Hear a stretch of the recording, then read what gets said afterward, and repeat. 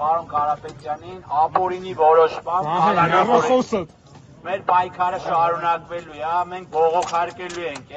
էսի աբսուրդի գագաթնակետն է, զրո փաստական հանցակազմով մարդուն կալանավորում են, այս ձևով ցանկացած անձի կարող կալանավորեն, մեր գնահատմամբ սա ապօրինի է եւ մենք սա բողոքարկելու ենք։ Բնականաբար պաշտպանական կողմը պատրաստվում է բողոքարկել նշված թափանման միջոցի որոշումը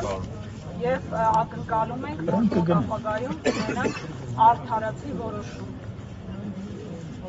Ձեզ համար սպասել է դատարանի այդ որոշումը եւ ձեր հակափաստարկները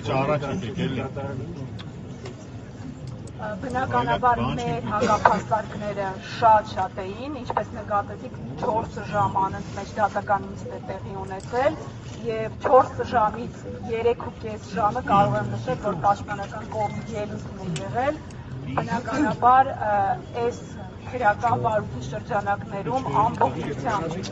զետեղված նյութերը չեն խոսում քրեական օրենսգրքում հստակագրված հիմնավոր ինչպես կասկածի մասին, այնպես էլ հիմքերի մասին կարող եմ այս բանից միայն նշել, որ որոշումը ակնհայտ ապօրինի է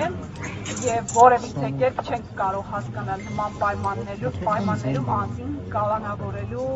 չգիտենք, չենք ծանոթացել դեռ որոշմանը, չենք կարող անգամ պատկերացնել, թե պատճառաբանությունները ինչպիսին են։ Մեկ խոսքն է եղել, հա, դատարանում ամբողջ։